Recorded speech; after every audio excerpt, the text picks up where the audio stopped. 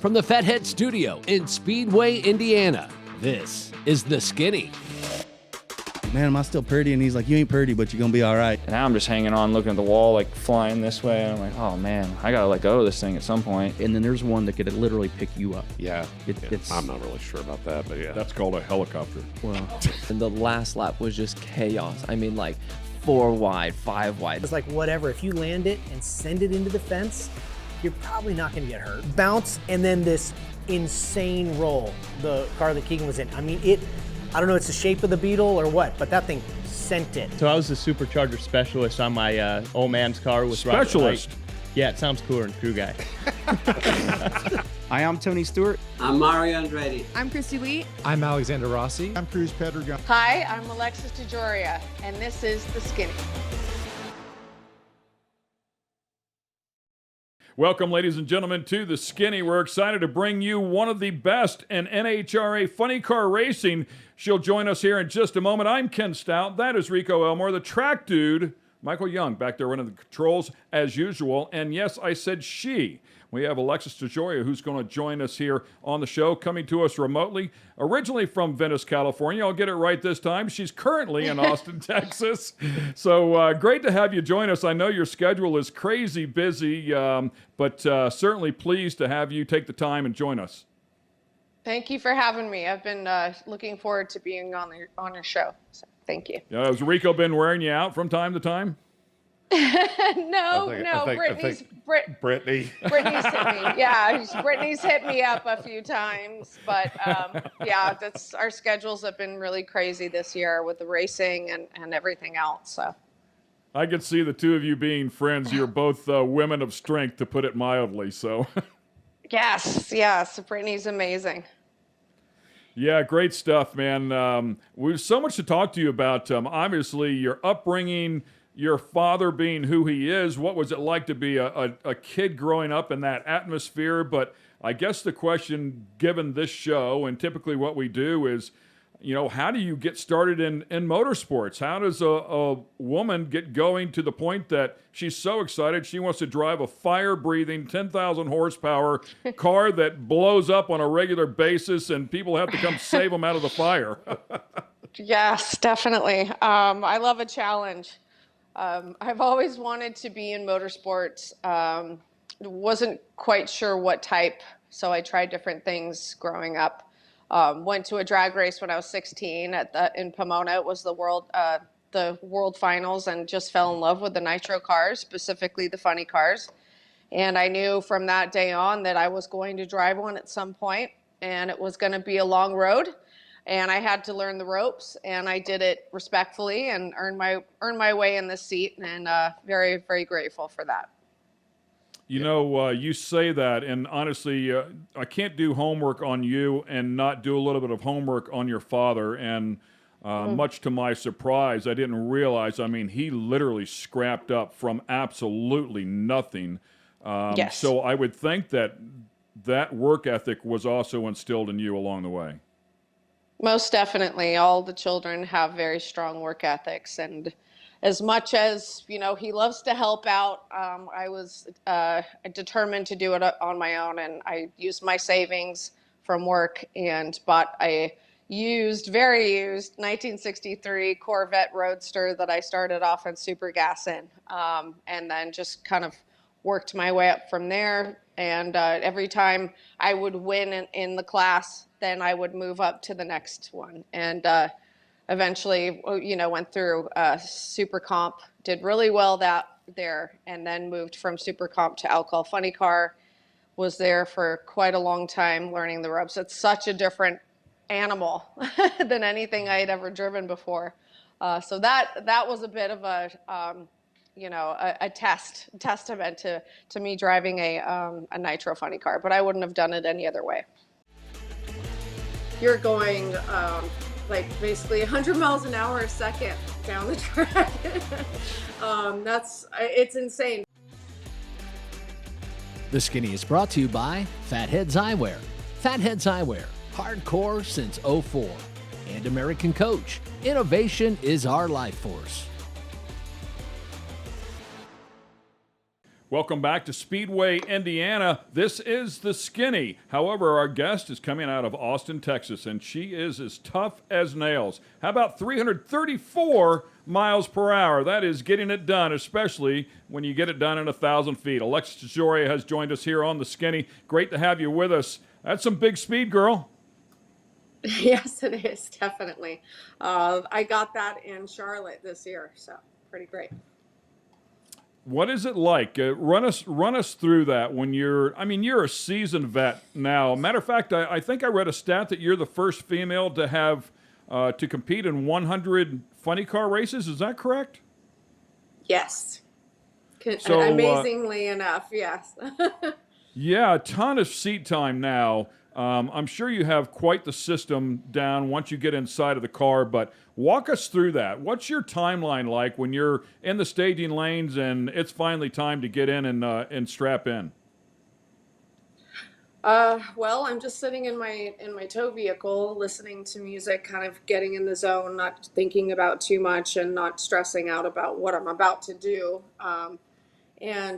Basically just when it's time to go, I get in, I get dressed, get all my stuff on, give all my team a fist pump and get in the car, and I'm ready for battle, basically. No more friends on the starting line. So depending on the person that you're lining up beside, what goes through your mind? Let's just say it's a John Force who you know could do almost anything at the starting line because there are no friends. Mm-hmm. It's all about winning. So if he can get you out of sync just a little bit, he's going to try to do so. Are you also thinking the same thing, or are you just preparing yourself for what may come your way? I'm just focusing on what I need to do in my lane, basically staying in my lane and not worrying about the other person. One thing I do kind of pay attention to is certain drivers like to take a little bit longer to stage. So the last thing you want to do as a nitro driver or any driver is get held out for a long time. Basically getting into stage too soon and then having the person wait till the very last minute to stage. So you're there ready, you know, your eyes are like staring at the tree, like getting dried out, and you're still waiting for the person. I've been stuck a few times like that. And I literally started to count in my mind, like how long it was taking. And then I got caught up. So I'll never do that again. So I just, take a breath before I stage, and then bump the car in. And usually the person's in or right behind me. So, and whatever happens will happen. Yeah, for the most part, would you agree that most of the drivers are pretty respectful in that respect? Or is there anybody that purposely hangs you out? No, not necessarily. No. Mm-mm.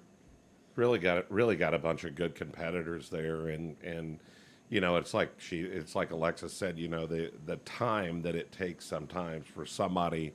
Their ritual maybe takes a little bit longer, or their preparation into the beams take a little longer, it's just amazing standing up there and watching them go, and man, just what's going through their mind, and literally, we talked to Antron Brown, of course, all of our friend, and Antron was talking about how the run, your mind slows down, or speeds up, I guess it should be, but slows down the whole run, and you're analyzing that whole run. Can you go through a run with us like that?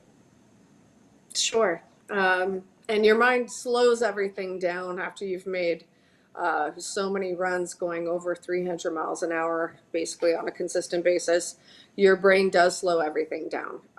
It's excellent for the fight or flight when the car blows up or does something stupid and you need to perform at your best and do everything accordingly in a very calm manner, which I've also been in those positions as well. So basically, pre-stage, take a breath, pull the fuel on the high side, take my foot off the clutch, bump in with the brake, wait for the lights to come down, hit the gas, and you're so focused on basically your target at the end of the track, similar to like if you're shooting a gun, you know, you want to focus down where your target is, and that's where you have your eyesight going down the racetrack. But you can also see with your peripheral vision as well, which is incredible. Those cars are so fast. I mean, you're going like basically 100 miles an hour a second down the track. It's insane from a zero, you know, from a dead idle to 6 Gs and then 6.5 Gs when you hit the parachutes. There's absolutely nothing like it.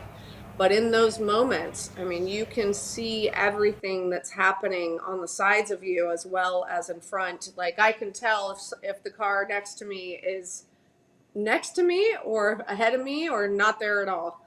And hopefully it's not there at all, because then that means you won.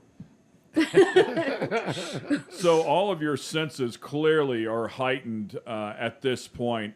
So not only are you seeing everything and going through your process, but you're also feeling everything, every little vibration. And I mean, when you see how violent these cars are, it's amazing to think that this human is inside of the car, and you can distinguish between a good vibration, a bad vibration. It's starting to knock the tires off. Maybe it'll hang on. All of those little things are flashing through your brain in milliseconds.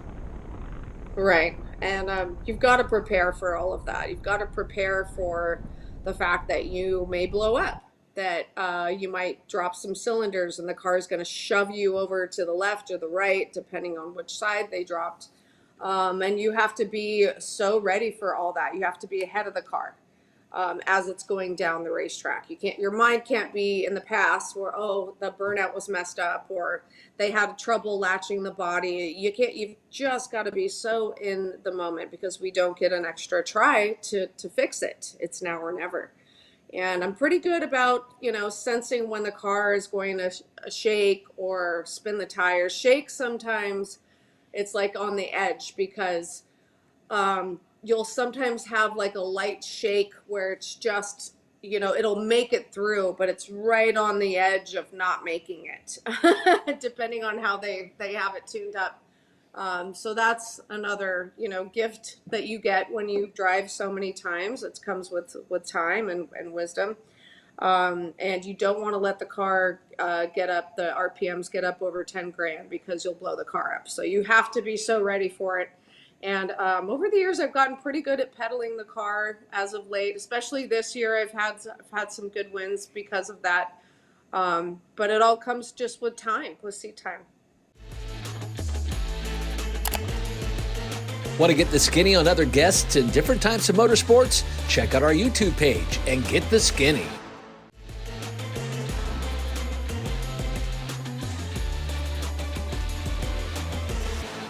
Welcome back, ladies and gentlemen, to The Skinny. We have Alexis DeJoria on the show with us here today. She has wins in Super Comp, Top Alcohol Funny Car, and, of course, Nitro Funny Car. And, Alexis, I've got to ask you, how important was it to have that career in Super Gas and in Super Comp?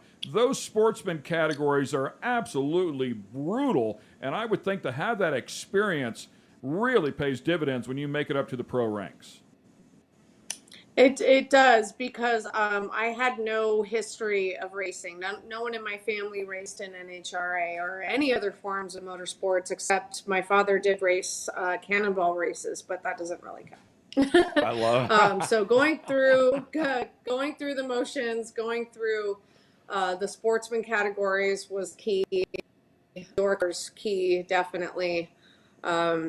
And it was very hard. You have so many rounds in those categories. It's not like us now where there's just 4 rounds to get to the Wally. You have many rounds, and a lot of very competitive sportsman racers that this is all they do. And I had no idea what a dial-in was, or, you know, scrubbing at the top end. I had no idea what any of that was. I parked next to a really great family, the Robbins family, early on in my career, and they they just took me under their wing and helped me out so much. They raced Super Comp, and that's one of the reasons why I kind of jumped to Super Comp so quickly, is because the Super Gas car, like I said, was on its last leg. I think I raced 3 times and the motor was done. So the Robbins family quickly gave me a number of this amazing Super Comp racer, Steve Williams, and he builds Super Comp dragsters every couple of years and races them and then sells them. So he had one for sale. I got that car, and within 8 months I went to 2 finals and won a Sportsman National. So wow. That's a testament to how great that family was, how great that car was, and how determined I was to do this. So how long ago was that? Just for an idea. God. That was a very long time ago. Let's see, my daughter's going to be 21 next month. She was about 2 when I started. So yeah, it's been a long time. Yeah. So the Super Comp, yeah, what you were talking about, I mean, it is unbelievable how crazy that in the sportsman stuff in general. Yeah. But I was out there today, working a little bit and came back between shows, and they're out there running. I mean, they are running. There's 900 cars on that property out there. And you get pushed around too, depending on how the weather is and how the pros are and what they're doing. Yeah. So you could be running super late at night or early in the morning. You never know. Where did you mainly run during that time period? Where did you start out at? Division 7. And that's when I lived in Venice, California. Okay. Where did Division 7 run? What was like the tracks or wherever? Oh, Vegas, California, Arizona, not Colorado. Where else did I race? I think that's about it. And Super Gas. That's all I did, really. Super Comp, I branched out a little bit more, but mainly stayed in like Arizona and California. Yeah, that's pretty cool. A few hours from home, so I mean that's the great thing about the sportsman stuff. They have divisional races, and where these guys or gals can come out and do their thing and be able to get back home and go to work usually, after it's over with. But yeah, it's an amazing fraternity out there. And I wanted to bring this up because I thought that they were amazing. Your involvement with Toyota, of course, absolutely, family as well to me. But some of those commercials that you guys have made, absolutely priceless. Yeah, the last one we did with, or not the last one. I was in an all-female commercial that was pretty incredible. When I did Ron Brown and J.R. Todd and Sean Langdon was my favorite. That was great. It was loosely based on The Hangover. They were all in Vegas and at a boardroom table. I mean, it was absolutely hilarious. That's great fun people to work with. I was listening to you guys talk about the Super Comp ranks. I had the pleasure of calling the Moroso 5-Day. This is back in the early 2000s. And you talked about the cars, where you could run them out there, and she was in Division 7. But the cars are so versatile, you can take a Super Comp car and you can run it at your local drag strip on a Friday night or Saturday night. Just, get the shoe polish out, dial the thing in, and you can compete in a bracket series with it. But going back to what she was saying about how difficult it is, and Super Gas is the same way, maybe more difficult, I don't know, but the electronics and the drivers are so incredibly good. I'm at the Moroso 5-Day, and it was hundreds of cars for 5 days in a row as they tried to, we would have a winner each day, but eventually there was an overall winner, points scored up. But I can't tell you how many 00 lights, reaction times, and dead-on passes there were. I mean, dude, it's just like every other pair, they're 00 and dead on. I mean, you can find somebody literally with a 10,000th package, and they're going home. It's like, are you kidding me? Yeah. It's much more difficult to get good reaction times in a nitro funny car, let me tell you. It really is. And you bring up a great point. Yeah, well, I think for anybody, right? We're going to touch on that when we come back. What's it like to drive one of those things and to excel at it? Basically, you're on the good side of a red light. That's all that is.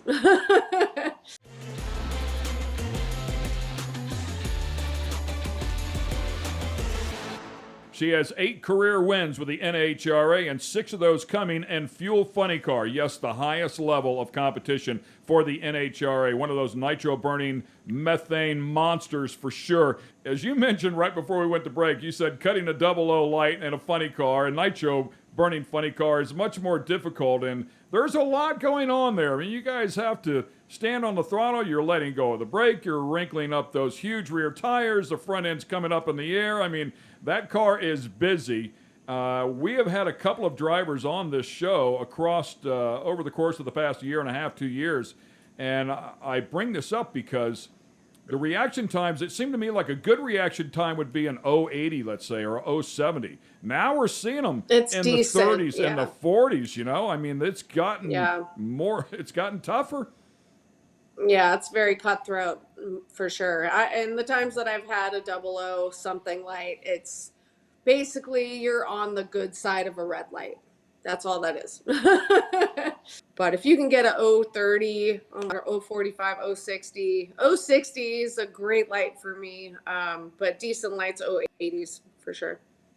Yeah, it seems to me like you just said, 060s, 080s, those will win you a lot of rounds, and once in a while you see somebody pull off something in the 040s, which, you know, is difficult for sure. But it was really cool, by the way, for you to admit that a 00 light in a fuel car is just on the good side of a red light. I mean, that is that's a psychic light too. So to get everything perfect, to do that is all but impossible, it seems like. But it's still amazing to see how far the technology and the drivers have come to whittle down. I mean, they've really cut the reaction times in half over the past few years.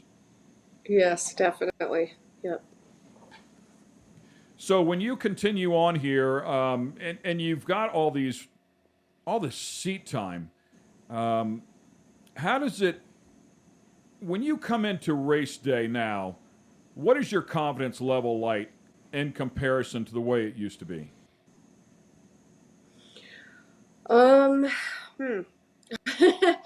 It's gone up and down throughout the years. It's a very humbling sport. You know, there's years where we've done really great, and then there's years where we've totally sucked, and it's been like a challenge and like a giant test session, you know. But I'm way more confident, you know, more at ease, I think, with losses. Like Rico said, I am my worst critic, and no one could be harder on myself than me, because I expect the best from myself. And you're not always going to be perfect out there. That's just being human. You do your best, and that's it. But I do have a lot more confidence as far as my abilities, and just accepting the fact that, you know, it's not always going to go my way, and it's not the end of the world. We're not curing cancer. But yeah, it's very competitive, and that's one of the reasons why I love the sport so much, is because I was very competitive growing up, and I played all the sports, and I think my father kind of egged us on to be competitive with each other as well. So in that aspect, it does create very good work ethics too. And it's difficult. I think I think it's fair to say it's difficult sometimes when you get in that slump, whether it's you or the car, or it's you and the car, that you kind of start second guessing yourself. Is that not a fair statement? Oh, most definitely. I've done that a few times. It's like, wait, am I broken? What's wrong with me? Why can't I get this? But you kind of got to go back to basics. I've worked with Frank Hawley over the years, just kind of getting updates and reminders of just it's nuts and bolts, not to put too much energy into it, not too much emotion, just go up there and, do everything accordingly like you were taught, and that's it. And you're not married to the outcome, because you don't know. You don't know what the outcome's going to be. The car doesn't remember if you red light last race. It's one of those things where each race, each day is a new day, and it's a clean slate, and you get to do it again. So through those years, I knew that Frank was involved in working with you, and as he is with a lot of people. What did you go to his class at some point in time, or his deal? So I did. When I was first starting out, I got licensed in his super gas class, and then went back to his super comp class and got licensed, and then went back for his alcohol funny car class in Gainesville, Florida. So I've worked a lot with Frank. He's very spot on. There's no sugarcoating. He tells it like it is, and that's how I like it. And we've had a great relationship. And he's had to come back last year. We were having some issues as a team, and just kind of getting everybody back on the same page, and a different set of eyes thing from an outside perspective. Sometimes you'll see things that us don't necessarily see because we're in it every day. So it was a great refresher, actually, and we benefited from it and found some things that were going on with the car that we didn't really even know. It helped tremendously. But yeah, he's a good friend and an incredible guy. The teacher and the student got to race each other, and the student got to beat the teacher. The Skinny is brought to you by American Coach. American Coach, innovation is our life force. And Fatheads Eyewear. Fatheads Eyewear, hardcore since '04. Welcome back to the Skinny. We have Alexis DeJoria, who has joined us here from Austin, Texas, in the middle of her NHRA funny car season. She made her debut back in 2011 with a team that is as famous as any team in motorsports, Coletta Motorsports, and a couple of years later, grabbed her first win in 2014. But going back to 2011, Alexis, talk to us about that debut and talk to us about that relationship with Coletta Motorsports. Oh, that was a dream come true. I actually met the Colettas through Nicky Bonifane. We used his clutch parts when I was racing Alcohol Funny Car, and that's how I started the relationship with him. And he was working for the DHL car at the time.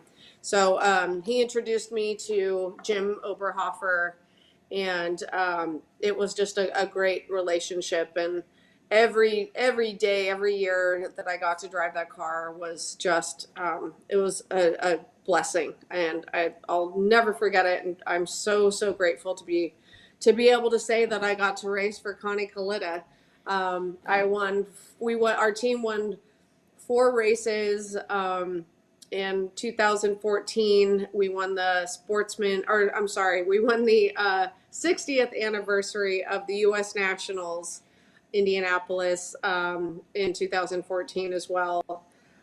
Just amazing. I loved working with them, and it really, I think our relationship really cemented when I had the a car accident in Englishtown in my Alcohol Funny Car, because prior to that, Scott Coletta lost his life crashing at that racetrack.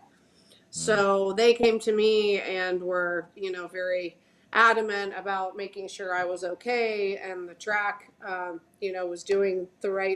making the right steps to make sure that would never happen again.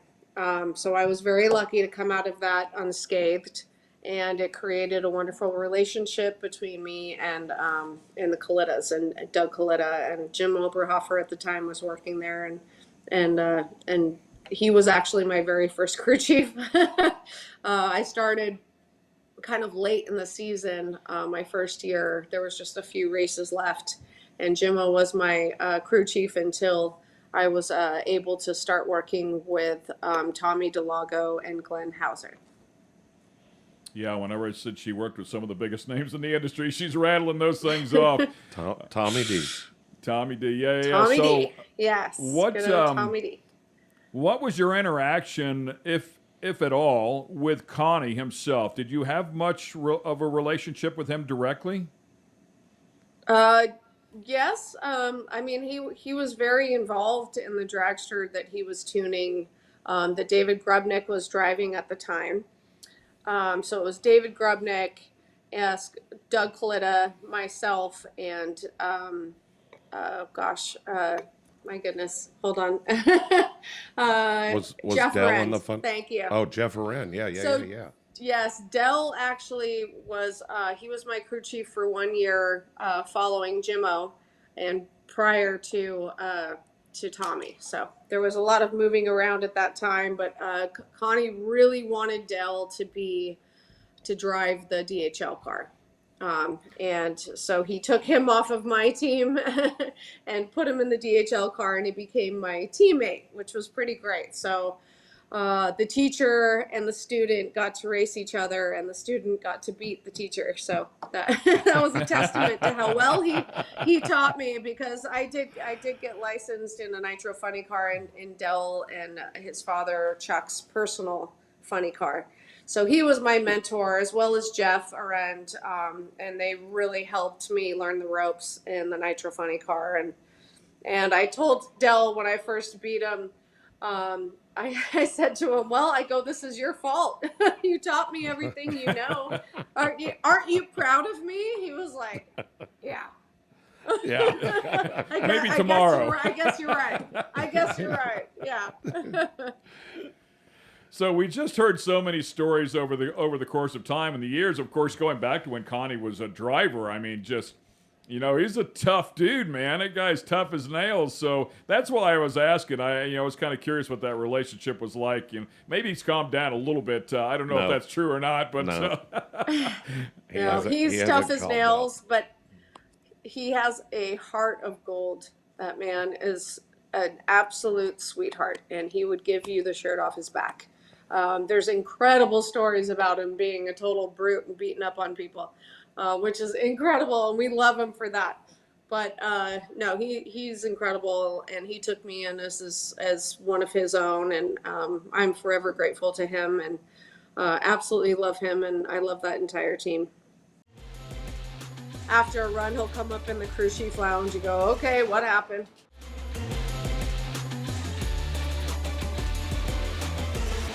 She's been in 19 career finals. She's been as quick as 3.862 seconds through the 1,000-foot mark inside of a nitro funny car. Her name's Alexis DeJoria. She's a phenomenal talent, no question about that.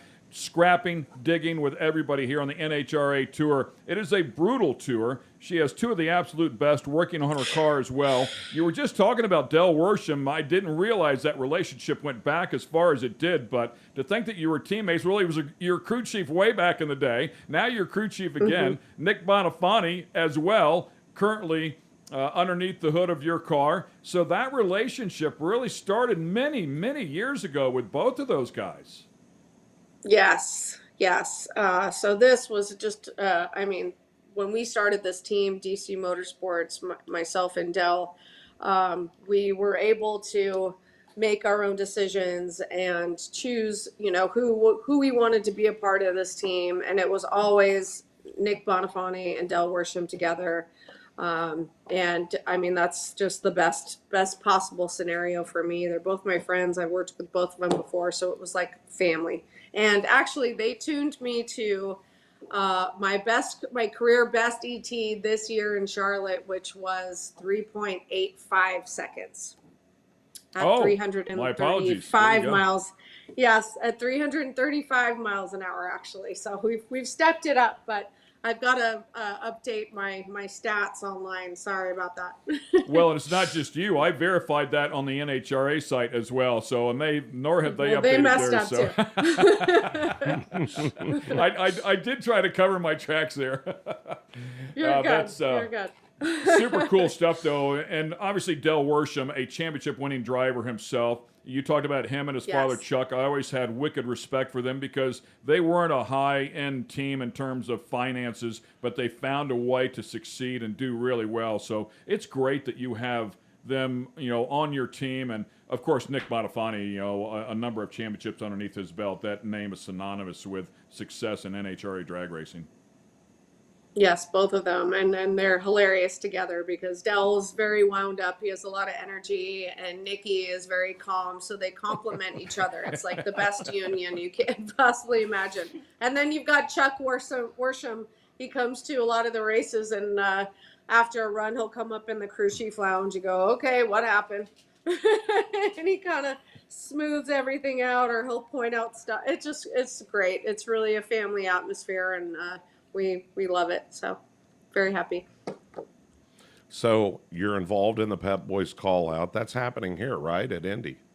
Yes, it is. Yes, we qualified for that early on. Very excited to do that. So explain to the folks at home what exactly happens there with the Pep Boys call out. So basically it goes like, depending on where you are in points, you get to call out, another driver that's qualified for the Pep Boys shootout or call out. And you get to race them first round, and then it just kind of goes from there. So. Do you have somebody in mind?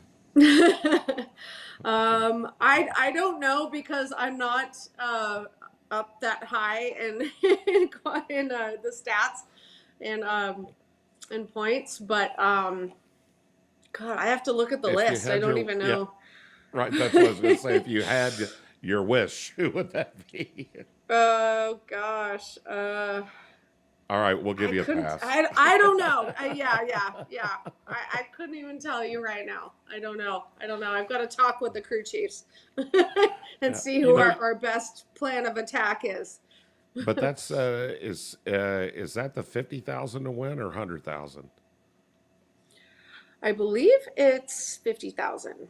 Yeah, 50 because Caps doubled up last year. He went 50 and then won the event at 100. So pretty decent payday for him. So we want you to do that this year. Pretty good. I would love that. We would love that as a team. We would just love to win a race at this point. I don't care what it is, if it's the Pep Boys call out or if it's the actual race itself. We just want to win. You're knocking on the door. You're closer than. We're so close. Yeah. Way close. So, yeah, I think you'd mentioned the points. I mean, you're certainly not terrible in the points. I think you're currently 6th and would match your career best. So, what? I didn't look at the spread between 5th and 6th, but how many rounds out of the top 5 are you? We're actually a couple of rounds, like I think from 3rd. The points are so close together; they're so tight right now that they could move, within a few rounds. For sure. Yeah, that's exactly what I was thinking. And you've got a lot of racing yet to do here this year. And so you could certainly hit a streak here and change things up pretty quickly. Most definitely. And Indy counts for points and a half. So you could really make up some good ground prior to the countdown. Yeah, good stuff for sure. All right, we have one more segment here with Alexis. Stay with us. We'll be right back. We got the medals. It was incredible. My father was there. My family was there. It was absolutely the best day in racing so far.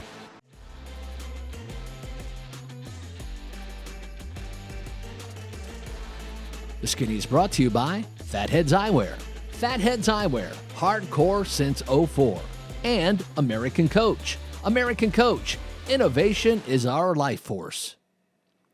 The year was 2014. Alexis DeJoria raced past 16-time Funny Car World Champ John Force on Monday to win the 60th annual Chevrolet Performance U.S. Nationals, the world's most prestigious drag race. A Wally just like that one, and of course we'll chase another one here in 2023. What a special day that had to be. Oh, it was by far my favorite day in racing, for sure. I mean, to win in the finals against the most winningest funny car driver in the world. He is the face of Nitro funny car drag racing in NHRA. There's no one like him.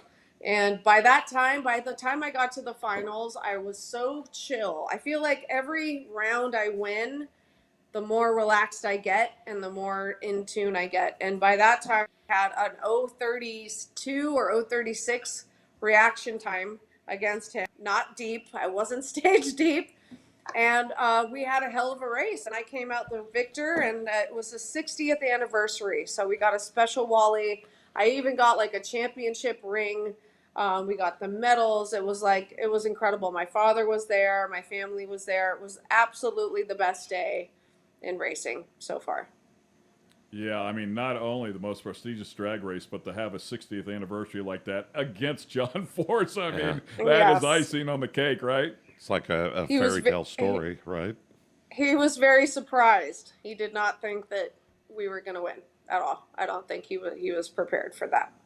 It's the beauty of that sport. You never know in that sport. I mean, anybody's capable. When they pull up to the starting line, it's on. It really is. I mean, it's the person that makes the least amount of mistakes. You know, he doesn't know what his car is going to do. It could go out there and smoke the tires.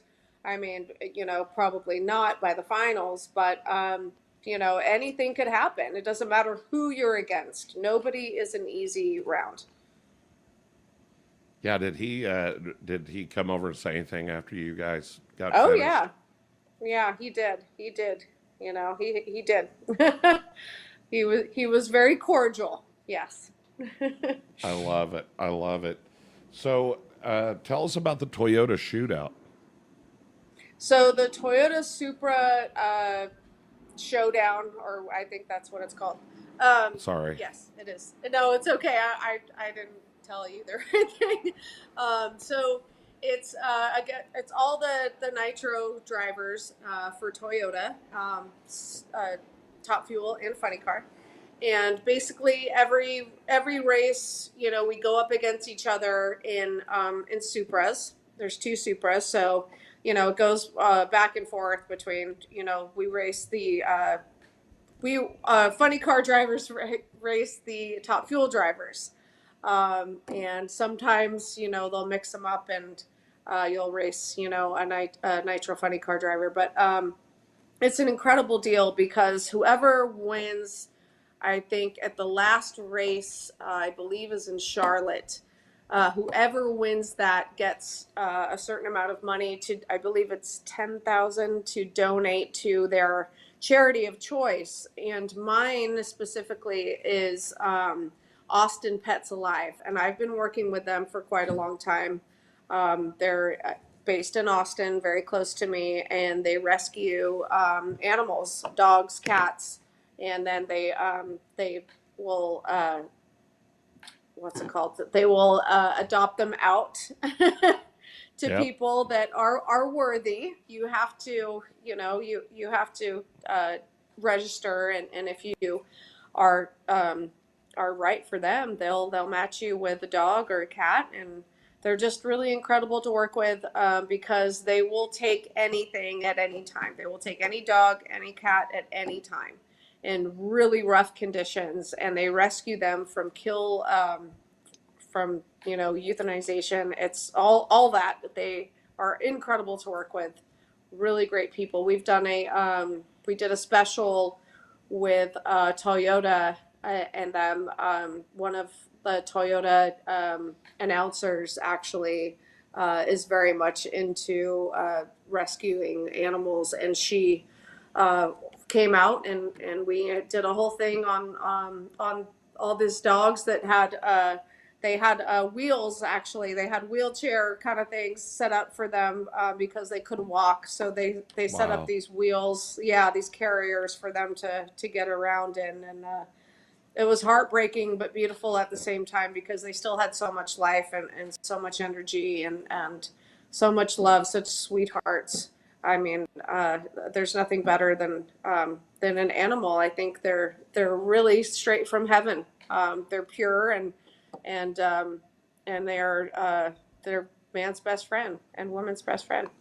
They may be the only thing that likes you when you come home too, but that's exactly. They'll take. No matter where you've been or who you've been with, they still love you. They still love you. Yes, everything's definitely. Cool. Yes. Alexis, thanks a lot for taking the time here to come on the show. And obviously, you're more than welcome. You get here close to Indy at any time. We'd love to have you in the studio as well. But wish you the best of luck here throughout the rest of the course of the season here in 2023. And you've got a shot at making some real noise here. We hope you end up with a career best finish in the points as well. Thank you so much. Thank you. I really appreciate it. Great to talk to you guys. Thank you, Rico. We'll see you soon. Good stuff. Alexis DeJoria, now you know the skinny on this lady. So talented behind the wheel of a Nitro Plenty car. We'll see you next week.